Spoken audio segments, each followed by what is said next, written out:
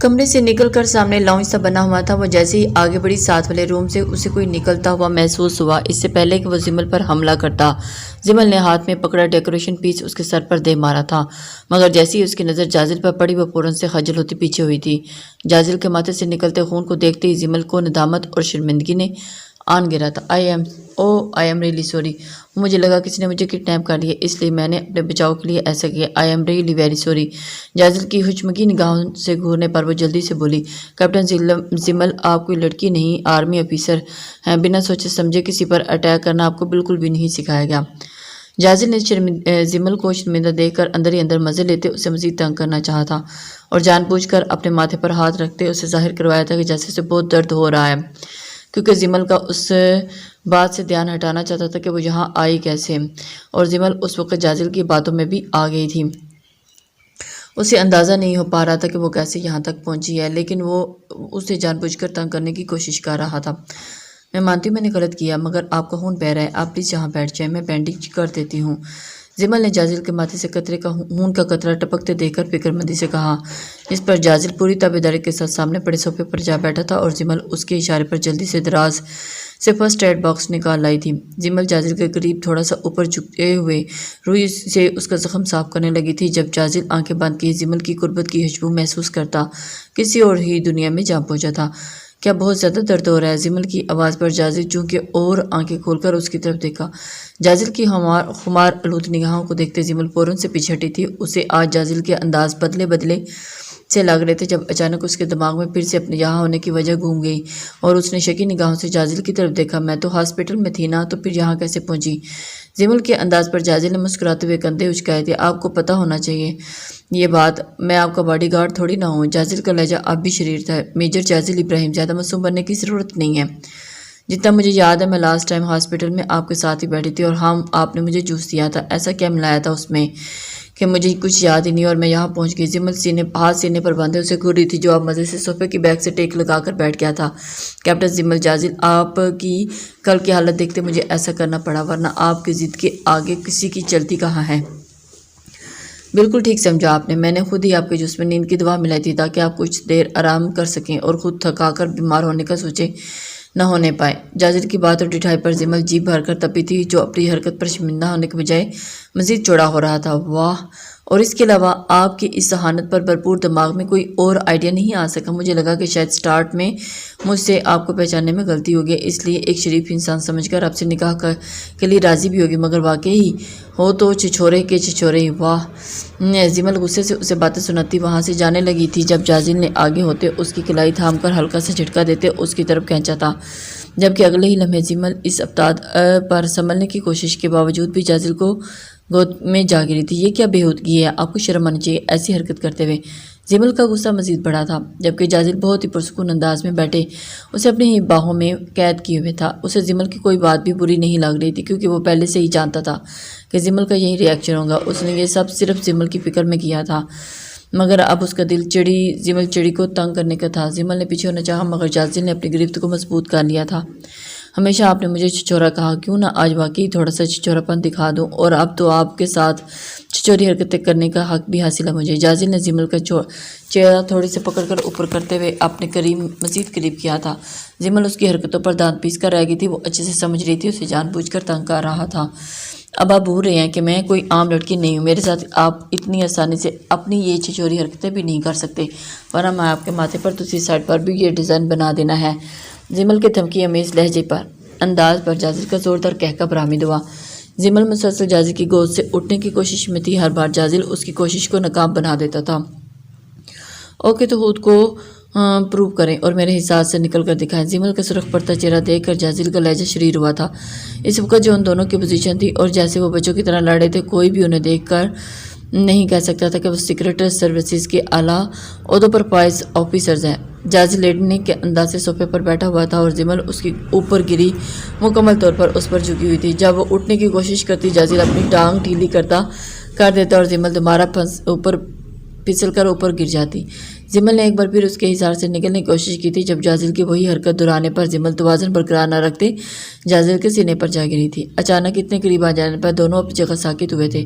زمل کا دل جازل کی گرم گرم سانسیں اپنے چہرے پر محسوس کرتے زور سے دھڑکا تھا۔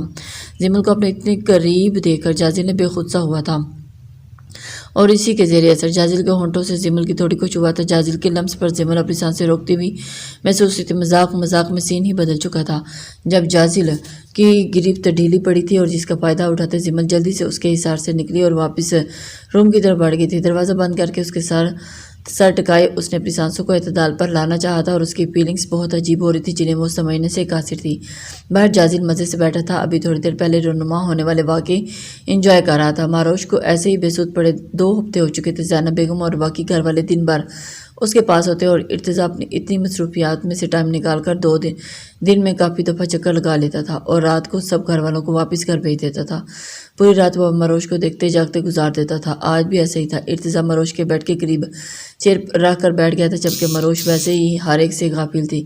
ارتضیٰ کا بس نہیں چل رہا تھا کہ وہ ابھی ماروش کو ٹھیک کر دے۔ ابھی تک اس کی کوئی حالت میں بہتری نہیں آئی تھی اور گھر والے بہت تکلیف کا باعث تھے۔ زینب بیگم جو پہلے صرف گھر والوں کی خاطر اپنی زندگی کے دن گن گن کر گزار رہی تھی، ماروش کی حقیقت جان کر ایک پل کے لیے لگا تھا کہ جیسے اس کی زندگی کی تمام بہاریں واپس آ گئی ہوں، مگر ماروش کی حالت دیکھ کر ایک بار پھر ٹوٹ چکی تھی۔ اپنی جوان بیٹی کو اس طرح بے جان بیڈ پر پڑا دیکھنا اس کو بہت اذیت دے رہا تھا۔ ارتضیٰ جنرل یوسف سے بہت ناراض تھا اور ان سے ماروش کے متعلق تمام ثبوت مانگے تھے، کیونکہ اب وہ ان سمیت کسی پر بھی بھروسہ کرنے کا روادار بالکل بھی نہیں تھا۔ اس لیے ایک بار پھر تمام ثبوت اپنی آنکھوں سے دیکھنے کے بعد اس نے یقین کیا تھا ماروش کو تو اب وہ کسی صورت خود سے جدا کرنے کے حق میں نہیں تھا، چاہے ثبوت میں یہ ثابت ہوتا یا نہ بھی ہوتا۔ تب بھی ارتضیٰ نے اپنی سوچوں سے نکلتے محبت سے ماروش کی طرف دیکھا تھا۔ ان 2 ہفتوں میں ہی ماروش کی اپنی زندگی میں اہمیت سے ارتضیٰ اچھے سے آگاہ ہو چکا تھا۔ وہ اس کے لیے بہت ضروری ہو گئی تھی۔ اب صبح سب سے پہلے ماروش کا چہرہ دیکھے بغیر دن گزارنا اس کے لیے بہت مشکل ہو جاتا تھا۔ اسے اپنی حالت پر بہت حیرت ہوتی تھی کیونکہ اسے نہیں لگا تھا کہ وہ کبھی بھی کسی کو اتنا چاہے گا، مگر جو بھی تھا یہ احساس اس کے لیے بہت ضروری تھا۔ اسی وجہ سے وہ اس کے لیے پل پل اس کے لیے فکر مند ہو رہا تھا۔ ارتضیٰ جانتا تھا کہ ایک دن ماروش ٹھیک ہو جائے گی۔ ارتضیٰ نے ماروش کا ہاتھ پکڑ کر ہونٹوں سے لگایا ہوا تھا اور اس کے چہرے کے بہت قریب جھکے اس کے ایک ایک نقوش کو ازبر کر رہا تھا۔ اسے اچانک فیل ہوا کہ اس کے چہرہ سرخ ہوا۔ اسے اپنے قریب ہونے پر ماروش کی طرف سے ایک ری ایکشن سا ملا تھا۔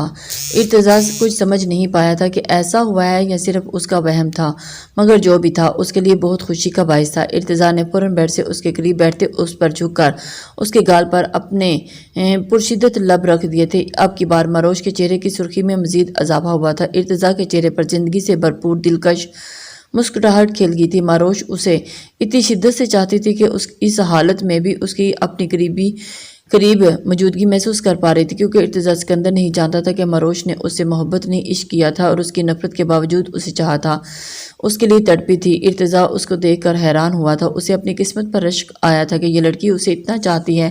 بے ہوشی میں بھی اسے ارتضیٰ کا خیال تھا۔ ڈاکٹر نے ماروش کے چیک اپ کے بعد اس کی طبیعت میں بہتری کا بتایا تھا۔ ارتضیٰ کو لگا تھا کہ ماروش اب اس سے نفرت کرتی ہوگی، مگر وہ تو پاگل لڑکی اب بھی تو اسے چاہتی تھی، اور وہ بھی تو اتنی شدت سے۔ اس پل ارتضیٰ کا دل چاہتا کہ ماروش کو اپنی باہوں میں لے کر پھینچ لے اور اسے اتنا پیار دے کہ پچھلے اس کے رواں گئے سلوک کو وہ بھول جائے۔ ارتضیٰ جب بھی اپنے بدترین رویے کے بارے میں سوچتا، ماروش کا آنسو سے بھیگا چہرہ اس کو مزید درد سے دوچار کر دیتا تھا۔ رابطہ کیوں نہیں کاری وہ سوہا؟ اگر ان لوگوں کی باتوں میں آ کر اس نے مجھے دھوکہ دینے کے بارے میں سوچا تو مجھ سے برا کچھ نہیں ہوگا۔ ذوالفقار غصے سے دھاڑا تھا۔ سب لوگ اس کے سامنے سر جھکائے کھڑے تھے، کیونکہ پچھلے اتنے سالوں سے اسے کبھی کسی کام میں شکست سے دوچار نہیں ہونا پڑا تھا، مگر اب تو ہر کام اس کو ناکامی کا منہ دیکھنا پڑ رہا تھا۔ سر، ہم کوشش کر رہے ہیں پتہ لگانے کی، اس میں ایک آدمی ہلکی آواز میں بولا۔ کوشش، اس کے علاوہ تم لوگوں کو اور کوئی بات آتی بھی نہیں ہے؟ ابھی تک اس ٹیم کے نام تو لا کر نہیں دے سکے میرے پاس۔ سمجھ نہیں آ رہی مجھے وہ لوگ بہت شاطر ہو گئے ہیں یا میرے آدمی نکمے ہو گئے ہیں۔ زی ایس کے کسی طرح بھی اپنے خلاف تیار کی نئی ٹیم تک پہنچنا چاہتا تھا، جو اندر ہی اندر سرگرم اس کی جڑیں کاٹنا شروع ہو چکی تھی۔ اس بار تو وہاں بھیجے گئے اس کے جاسوس بھی فیل ہو چکے ہیں۔ سوہا، جس کی ذہانت پر اسے پورا اعتماد تھا، وہ بھی اس کے ہاتھ نہیں آ رہی اور اندر ہی اندر خوفزدہ ہو چکا تھا، کیونکہ اسے لگ رہا تھا کہ اس بار اس کے خلاف کوئی بڑی سازش تیار کی جا رہی ہے۔ ذوالفقار ابھی ان کو مزید ہدایت دے رہا تھا جب ہمایوں اندر داخل ہوا۔ ذوالفقار اپنے آدمیوں کو جانے کا اشارہ کرتا ہوا اس کی طرف متوجہ ہوا تھا۔ ہمایوں اس کی بیوی کے پہلے شوہر کی طرف سے ستیلا بیٹھا تھا اور شروع سے ساتھ ہونے کی وجہ سے اس سے انسیت اور اس کی ذہانت کو دیکھتے ذوالفقار نے اسے بھی اپنے ساتھ اس کام میں ملا لیا تھا، جس کے بعد ہمایوں اس کے لیے بہت فائدہ مند بھی ثابت ہوا تھا۔ ہمایوں کچھ پتہ چلا کہاں ہے صوفہ اور اس کے باپ سے بھی پتہ کروا چکا ہوں مگر کچھ نہیں جانتا وہ بھی اس کے بارے میں۔ اگر وہ ان لوگوں کے ہاتھ لگی تو ہمارے لیے بہت بڑی مشکل کھڑی ہو سکتی ہے۔ ذوالفقار کے فکرمند انداز پر ہمایوں نے نفی میں سر ہلایا تھا۔ سوہا ٹھیک ہے، ان کے ہاتھ نہیں لگی اور وہ سب ٹیم ممبرز کے بارے میں انفارمیشن اکٹھی کر چکی ہے اور اب سب سے اچھی بات وہ بھی اسی ٹیم کا حصہ ہے۔ ان لوگوں پر ایجنسی کی طرف سے بہت سخت نظر رکھی جا رہی ہے، اس لیے اتنے دن وہ ہم سے رابطہ نہیں کر سکی، مگر اس کا کہنا ہے کہ موقع دیکھ کر وہ ہم سے مل کر ہمیں ساری انفارمیشن دے دے گی۔ ہمایوں کی پوری بات سنتے ہی ایزیاس کے تنے اسباب ڈھیلے پڑے تھے۔ اس نے فخری انداز میں ہمایوں کی طرف دیکھا۔ جو کام اس کے آدمی اتنے دنوں میں نہیں کر پا رہے وہ ہمایوں محض ایک ہفتے میں کر دیا۔ ایک بار ان لوگوں کو پتہ لگ جائے پھر ان کا وہ جو حشر کروں گا، دوبارہ ایجنسی والے کوئی ٹیم بناتے ہوئے بھی ڈریں گے۔ ذوالفقار بھی ہنگم انداز میں کہکا لگاتے ہوئے ہنسا تھا۔ جب اسے خوش دیکھ ہمایوں نے اپنے مطلب کی بات کرنی چاہی تھی۔ ماروش کو اس سب میں شامل کرنے کا کیا ارادہ ہے آپ کا؟ اس کی معصومیت اور اس کے چہرے کا بھولا پن آپ کے لیے بہت فائدہ مند ہو سکتا ہے بابا۔ ہمایوں یہ سب کہہ کر صرف ذوالفقار کی رائے لینا چاہتا تھا کہ وہ ماروش کے بارے میں کیا خیالات رکھتا ہے، ورنہ وہ خود بھی کسی صورت نہیں چاہتا تھا کہ ماروش ان گھنونے کاموں میں شامل ہو۔ ماروش کے ذکر پر ظاہر ذوالفقار کے چہرے کا رنگ بدلا تھا، کیونکہ ایک ماروش کے ساتھ اسے اور بھی بہت سی باتیں اور لوگ یاد آ گئے تھے۔ نہیں، میں ماروش کو اس میں نہیں ڈالنا چاہتا۔ اس کی معصومیت اگر فائدہ دے سکتی ہے تو اس کی پاکیزگی اور نیک سیرت طبیعت ہمیں بہت بڑا نقصان بھی دے سکتی ہے۔ بیٹی ہے وہ میری، چاہے اس سے دور رہا ہوں مگر اس کے بارے میں اتنا تو جانتا ہی ہوں۔ ذوالفقار ماروش کے ذکر پر نرم پڑتا، وہ اچھے سے سمجھ رہا تھا ہمایوں ماروش میں انٹرسٹ لے رہا ہے، کیونکہ ہمایوں پہلے بھی اس سے ماروش کے بارے میں بات کر چکا تھا۔ ہمایوں اس کے خیالات جان کر خوش ہوا تھا، اب وہ آسانی سے ماروش کو حاصل کر سکتا تھا۔ جو بھی تمہارے مائنڈ میں چاہ رہا ہے تم کہہ سکتے ہو مجھ سے۔ ذوالفقار نے جانتی نگاہوں سے اس کی طرف دیکھا تو وہ ماروش مجھے بہت پسند ہے۔ ہمایوں کی بات ختم ہونے سے پہلے ذوالفقار زور سے ہنسا تھا۔ اس کا مطلب جو میں سوچ رہا تھا ویسا ہی ہے، مل جائے گی ماروش تمہیں، مگر اس سے پہلے تمہیں میرا ایک کام کرنا ہوگا۔ اگر اس میں کامیاب ہوئے تو ماروش ہمیشہ ہمیشہ کے لیے تمہاری۔ ذوالفقار جس گھٹیا انداز میں ماروش کے بارے میں بات کر رہا تھا، کہیں سے بھی نہیں لگ رہا تھا کہ وہ اپنی بیٹی کے بارے میں بات کر رہا تھا۔ ہمایوں ذوالفقار کی بات سنتے ہی خوشی سے پاگل ہوا تھا۔ کیا کرنا ہوگا مجھے؟ میں کچھ بھی کرنے کے لیے تیار ہوں۔ ہمایوں کو بس نہیں چاہ رہا تھا کہ ابھی اس کی شرط پوری کر کے وہ ماروش کو حاصل کر لیں۔ ابھی نہیں، وقت آنے پر بتاؤں گا، کچھ دیر انتظار کرنا ہوگا تمہیں۔ ذوالفقار کی اگلی بات پر اس نے خوشیوں پر اوس پھیری تھی اور وہ دونوں ماروش کا سودا کرتے یہ بھول گئے تھے کہ ماروش اب میجر ارتضیٰ سکندر کے مضبوط حصار میں ہے۔ وہ لوگ اب اس کا بال بھی باقا نہیں کر سکتے۔ کمرہ بالکل تاریکی میں ڈوبا ہوا تھا۔ وہ مضبوط رسیوں میں جکڑی کرسی پر بندھی ہوئی تھی۔ جب دروازہ کھلنے پر ہلکی سی پیدا ہونے والی روشنی اس کی آنکھوں میں چبھتی ہوئی محسوس ہوئی، اس نے فوراً پیچھے موڑ لیا۔ تو کیا سوچا آپ نے کیپٹن سوہا؟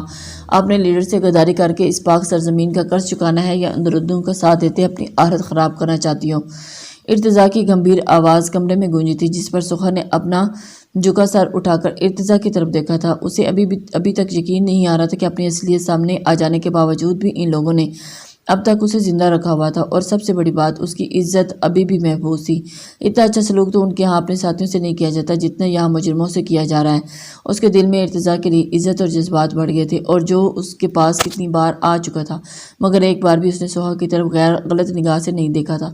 اس کا ساتھ دینے کے بعد مجھے کیا ملے گا؟ اس بات کی کیا گارنٹی کہ آپ لوگ مجھے زندہ رکھیں گے یا میری عزت محفوظ رہے گی؟ سوہا جس جگہ سے آئی تھی، جہاں ان کے سب سے اتنے اچھے رویے کے باوجود بھی ان کا یقین کرنا سوہا کے لیے کافی مشکل تھا۔ ارتضیٰ نے اس کی بات پر طنزیہ انداز میں اس کی طرف دیکھا تھا۔ سب سے بڑی گارنٹی تمہارا ابھی بھی یہاں صحیح سلامت ہونا، اور آگے بھی ہر طرح کا خیال رکھنے کی گارنٹی دیتا ہوں میں تمہیں۔ اس کے علاوہ اور کیا چاہیے تمہیں؟ ارتضیٰ کی بات پر سوہا نے فوراً اس کی طرف دیکھا۔ میجر ارتضیٰ، جو مجھے چاہیے وہ مجھے مل سکتا ہے کیا؟ ارتضیٰ کو اس سے ایسی ہی کسی بات کی امید تھی، اس لیے اس کی بات پر ایک استحضائیہ مسکراہٹ اس کے چہرے پر ابھر کر فوراً معدوم ہوئی تھی۔ ڈونٹ وری میجر صاحب، جانتی ہوں میری یہ خواہش لاحاصل ہی رہے گی، کیونکہ آپ پہلے سے بہت ہی خوش قسمت انسان ہیں اور آپ سب کچھ دے چکے ہیں۔ سوہا کی بات پر ارتضیٰ کے سامنے ماروش کا چہرہ جگمگایا تھا، اور ایک خوبصورت سی نرم مسکراہٹ نے اس کے ہونٹوں کا احاطہ کیا تھا۔ سوہا، 2 دنوں کا وقت ہے تمہارے پاس، ایک بار پھر اچھے سے سوچ لو، کیونکہ اگر تم نے ذرا بھی ہوشیاری کرنی یا مجھے دھوکہ دینے کی کوشش کی تو بہت عبرتناک انجام ہوگا تمہارا۔ ارتضیٰ ایک بار پھر سرد انداز میں اسے وارن کرتا باہر نکل گیا تھا اور سوہا نے حسد بھری نظروں سے اس کی چوڑی پشت کو دیکھا تھا۔ 1 منتھ پہلے ارتضیٰ نے اسے یہاں قید کر دیا تھا کیونکہ جیسے ہی اس بلڈنگ والے واقعے کی تحقیقات مکمل ہوئی تھی اور ارتضیٰ کے سامنے سوہا کا وہ کارنامہ آ گیا تھا جس کے بعد سوہا کا اس طرح سب کے درمیان رہنا ارتضیٰ کو کسی خطرے سے حال ہی نہیں لگا تھا۔ اس نے سوہا کا کانٹیکٹ تو پہلے ہی اس کے آدمیوں سے ختم کیا ہوا تھا اور اب سوہا مکمل طور پر اپنے قبضے میں لے لیا۔ سوہا جو پہلے ہی ارتضیٰ کے اندر سے کافی مرعوب تھی اب تو مکمل طور پر اس کی دیوانی ہو چکی تھی۔ ماروش کو کوما میں گئے 2.5 مہینے ہو چکے تھے جن میں ایک دن بھی ایسا نہیں گزرا تھا کہ ارتضیٰ اس کے پاس نہ رہا ہو، مگر اب پچھلے 2 دنوں سے ماروش سے ملنے ہاسپٹل نہیں جا پایا تھا کیونکہ وہ کسی بہت ضروری کام کے سلسلے میں شہر سے باہر تھا اور اندر ہی اندر بری طرح بے چین تھا۔ اس کے دل کو ماروش کے بغیر کسی طرح سکون نہیں مل رہا تھا، مگر ابھی کچھ دیر پہلے جو اسے خبر ملی پوری طرح سے ہوش اڑ چکی تھی۔ وہ 5 گھنٹوں کا فاصلہ 3 گھنٹوں میں طے کر کے ہاسپٹل میں داخل ہوا۔ جیسے ہی کمرے میں قدم رکھا تھا ماروش کا بیڈ بالکل خالی پڑا تھا اور اس کی سیکیورٹی گارڈز ندامت سے سر جھکائے وہاں موجود تھے۔ ماروش کو وہاں نہ پا کر ارتضیٰ کو ایک پل کے لیے اپنی سانسیں رکتی محسوس ہوئی تھی۔ اچانک جو خبر اسے ملی تھی کہ ماروش ہاسپٹل سے غائب ہو گئی ہے اس کے حواس چھیننے کے لیے کافی تھے۔ کہاں ہے ماروش؟ ارتضیٰ زور سے دھڑا تھا اور اس کی دہشت پر ایک پل کے لیے تو وہ ہٹے کٹے گارڈ بھی کام کے تھے۔ جب ارتضیٰ نے نوٹ کیا کہ یہاں زمل جازل ارحم کے سمیت گھر کا کوئی فرد موجود نہیں ہے تو یہی ایک لمحہ تھا اسے سارا معاملہ سمجھنے میں۔ اس نے موبائل نکالتے کنٹرول روم سے کال ملاتے اس کمرے میں ماروش کی سیکیورٹی کے لیے لگوائے اپنے اسپیشل کیمرے کی پچھلے 2 دنوں کی فوٹیجز بھیجنے کو کہا تھا۔ اسے اس وقت کسی پر بھی کوئی ٹرسٹ نہیں تھا، اس لیے اس نے یہ کیمرہ سب سے خفیہ طور پر لگوایا تھا، یہاں تک کہ جازل سمیت گھر کے کسی بھی فرد کو اس بارے میں کوئی علم نہیں تھا۔ ڈاکٹرز کو بلوا کر ارتضیٰ نے اچھے سے ان کی خبر لی تھی، جس پر ایک سینئر ڈاکٹر نے ڈرتے ہوئے جو بات اسے بتائی تھی ارتضیٰ کو لگا تھا کہ اسے زندگی کی سب سے بڑی خوشی مل گئی ہو۔ اس کی ماروش ہوش میں آ چکی تھی، وہ ٹھیک ہو چکی تھی۔ ارتضیٰ نے ڈاکٹرز کو واپس بھیجتے اپنے موبائل پر آئی ویڈیو پلے کی تھی اور جیسے جیسے وہ فوٹیجز دیکھتا گیا تھا اس کے چہرے پر مسکراہٹ بکھرتی چلی گئی تھی۔ ماروش کوما سے باہر آ چکی تھی اور سہارے پر اٹھ کر بیٹھ بھی رہی تھی۔ ماروش کو صحیح سلامت دیکھ کر ارتضیٰ کے اندر سکون اتر چکا تھا۔ ماروش کو پرسوں ہوش آیا تھا، ارتضیٰ کو کسی نے بتانا گوارا ہی نہیں کیا اور ارتضیٰ تو بہت غصے میں آ رہا تھا، مگر پھر نہ بتانے کی وجہ سوچتے ہوئے کھل کر ہنسا تھا۔ اس کی بیگم صاحبہ اس سے ناراض تھی، اس سے کسی صورت ملنا نہیں چاہتی تھی تو تمام گھر والے بھی اپنی ٹیم میں شامل کر لیا تھا۔ ارتضیٰ کی گالوں پر موجود گڑے اس کے مسلسل مسکرانے پر آج بہت دنوں بعد اس سے واضح ہو رہے تھے جس کی ماروش دیوانی ہوئی تھی۔ ارتضیٰ فوراً گھر کے لیے نکلا تھا جہاں اس کی زندگی موجود تھی جسے محسوس کرنے کے لیے وہ بری طرح تڑپ رہا تھا۔ وہ فوراً سے پہلے اپنے گھر پہنچنا چاہتا تھا۔ میری جان تھوڑا سا اور پی لو، اتنا سا بھلا کیا ہوگا، ابھی میڈیسن بھی لینی ہے۔ زینب بیگم ماروش کے پاس بیٹھی اسے سوپ پلانے میں ہلکان ہو رہی تھی، باقی سب بھی وہیں اس کے روم میں موجود تھے۔ زمل تو اس کے ہوش میں آنے کے بعد اس کے پاس ہی تھی، ارحم بھی کہیں چکر لگا چکا تھا۔ ماروش اپنے آس پاس اتنی محبتیں دیکھ کر خود پر رشک کر رہی تھی، وہ نہیں جانتی تھی کہ یہ حادثہ اسے اپنے کو اتنے قریب لے آئے گا۔ زینب اور ناہید بیگم تو اس کی واری صدقے جا رہی تھی اور اس کا بس نہیں چل رہا تھا کہ اسے پلکوں پر بٹھا کر رکھے۔ ماروش کے واپس ملنے اور زینب کو خوش دیکھ کر سب لوگ بہت خوش تھے، مگر سب لوگ ارتضیٰ کا ردعمل سوچ کر اندر سے تھوڑا ڈرے ہوئے بھی تھے کیونکہ آج 3را دن تھا۔ ماروش کو ہوش میں آئے لیکن اس کی ضد پر کسی نے ارتضیٰ کو خبر نہیں کی تھی، اسی وجہ سے وہ سب ڈرے ہوئے تھے۔ ماروش کو سب سے ارتضیٰ کی دیوانگی اور پاگل پن کا پتہ چلا تھا، مگر وہ کسی صورت بھی ان سب باتوں پر یقین نہیں کر رہی تھی کیونکہ ارتضیٰ اسے اتنی شدت سے چاہتا ہے اور اس کے مطابق وہ ارتضیٰ کے لیے بالکل بھی اہمیت نہیں رکھتی تھی۔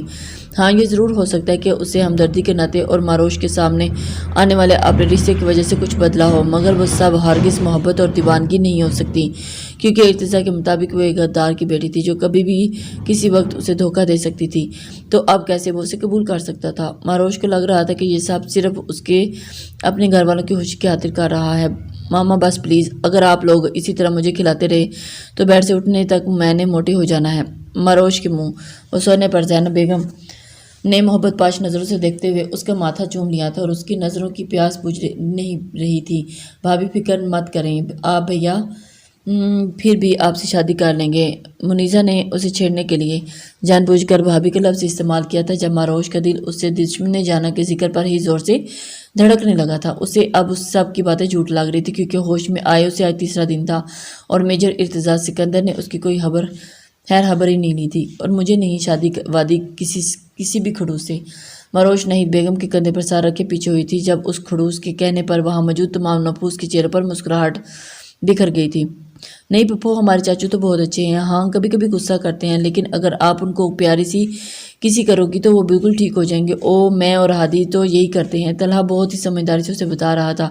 اس کی بات سن کر جہاں مروش غب سے سرخ ہوئی تھی وہیں باقی سب چھت پھاڑ کہہ گونجا تھا جب اچانک باہر ایک ملازمہ بھاگتی ہوئی اندر داخل ہوئی تھی۔ وہ بیگم صاحبہ ابھی مین گیٹ پر موجود گارڈ نے کال کیا کہ ارتضیٰ گھر کے اندر داخل ہو چکے ہیں۔ اس کی بات پر مروش کے ساتھ ساتھ باقی سب کا رنگ اڑا تھا۔ اوہ نو، لگتا ہے ارتضیٰ سر کو پتہ چل چکا ہے، ورنہ انہیں تو ابھی 2 دن مزید وہاں سٹے کرنا تھا۔ زمل پرسوچ انداز میں بولی تھی، ماما مجھے ان سے نہ ملنا ہے اور نہ ہی کوئی بات کرنی ہے، آپ پلیز انہیں یہاں مت آنے دیں۔ مروش دل میں اٹھتے شور کو باقی دباتی گھبرائے لہجے میں بولی تھی۔ سب لوگ ہی اٹھ کر باہر جا چکے تھے سوائے زمل کے، تاکہ ارتضیٰ کو اس بات پر شک ہی نہ ہو کہ مروش اس گھر میں ہے۔ مگر وہ لوگ یہ نہیں جانتے تھے کہ آگے بھی ارتضیٰ سکندر تھا جس کو بیوقوف بنانا آسان نہیں تھا۔ مروش نے زمل سے کہتے روم کو اندر سے لاک کروا دیا تھا تاکہ ارتضیٰ وہاں آنا بھی چاہے تو نہ آ سکے۔ اس کے معصوم سی احتیاط تدابیر پر زمل مسکرائی تھی۔ ماہی، یہ بچگانہ حرکتیں کیوں کر رہی ہو؟ تمہیں کیا لگتا ہے میجر ارتضیٰ کو روک پاؤ گی اپنے پاس آنے سے؟ زمل، یہود رہ پاؤ گی ان کے بغیر؟ زمل کی بات پر وہ 2 موٹے آنسو ٹوٹ کر مروش کے گال کو جا گرے تھے اور اسے خود پر غصہ آ رہا تھا۔ کیوں اس کا دل اس ستمگر کے معاملے میں اس سے بے وفائی کر جاتا ہے؟ اس کے اتنے ناروا سلوک کے باوجود بھی دل اسی کا تمنا ہی تھا۔ کیوں وہ اس کی طرح سخت دل نہیں ہو سکی تھی؟ وہ مجھ سے محبت نہیں کرتے زمل، صرف اپنی فیملی کی خوشی کی خاطر وہ مجھے قبول کرنے کی بات کر رہے ہیں، اور پہلے ٹھیک ہی تو کہتے تھے۔ وہ مجھ جیسے ناجائز اور ملک فروش درندے کی چھاؤں میں پلنے والی لڑکی کو اپنانا کسی بھی شریف انسان کے لیے بہت مشکل ہے۔ میں چاہتی ہوں کہ وہ پورے دل سے مجھے اپنائے، ایسے مجبوری میں نہیں۔ مروش کی بات پر زمل گہرا سانس بھر کر رہ گئی تھی۔ اب اسے سب پر یقین مگر ارتضیٰ اپنے لیے چاہت دے کر ہی آنا تھا۔ ارتضیٰ نے جیسے ہی ڈرائنگ روم میں قدم رکھا وہاں سب لوگ نارمل انداز میں ایک دوسرے سے باتوں میں مصروف تھے۔ مروش کہاں ہے؟ بغیر کوئی اور بات کیے ارتضیٰ نے سپاٹ لہجے میں ایک ہی بات پوچھی تھی۔ ہمیں نہیں معلوم، زینب نے اسی کے انداز میں جواب دیا تھا۔ آپ لوگ ابھی تک مروش کے ہوش میں آنے کی خبر مجھ سے چھپا کر جو غلطی کر چکے ہیں اسے مزید مت بڑھائیں، اور سب کے لیے بہتر ہوگا۔ ارتضیٰ مٹھیاں پیچھے سرد لہجے میں بوجھا۔ اوہ تو لگتا ہے میجر صاحب ہمیں دھمکیاں دے رہے ہیں، جو کرنا ہے کر لیں، ہم نہیں ڈرتے آپ سے۔ مروش ہماری بیٹی ہے، اب دوبارہ اسے آپ کے حوالے کر کے ہم اپنی معصوم بیٹی پر ظلم نہیں کر سکتے۔ ناہید بیگم کو ارتضیٰ کی مروش کے لیے اتنی تڑپ اور محبت اچھی لگ رہی تھی، اور ان کے بیٹے کو اتنی تکلیف کے بعد فائنلی اب سکون ملنے والا تھا، اس کی محبت ملنے والی تھی۔ اوہ ریئلی؟ تو آپ سب لوگوں کو کیا لگتا ہے اس سے مجھ سے دور رکھ پائیں گے؟ آرام سے آپ سب پیچھے ہٹ جائیں ورنہ میں اپنی بیوی کو آپ سے بھی چھین کر لے جاؤں گا۔ ارتضیٰ نے انہیں دو بدو جواب دیا تھا جو اب کے مروش کے درمیان موجود صبر آزما رہے تھے۔ ہماری بیٹی خود تم سے ملنا نہیں چاہتی، اس کا سختی سے آرڈر ہے، کوئی بھی خڑوس انسان اس کے آس پاس بھی نظر نہ آئے۔ چچی کی بات سنتے ہی ارتضیٰ اپنا سخت انداز بھولتا دل سے مسکرایا تھا، تو اس کا مطلب اس کی معصوم سی زندگی اس سے ناراض تھی اور یہ سب اس کی مرضی سے ہوا تھا۔ ارتضیٰ کو ہنستے مسکراتے دیکھ کر گھر کا ہر فرد خوش ہوا تھا اور اس کے سنجیدہ چہرے کے باوجود اس کی آنکھوں سے خوشی چھلک رہی تھی۔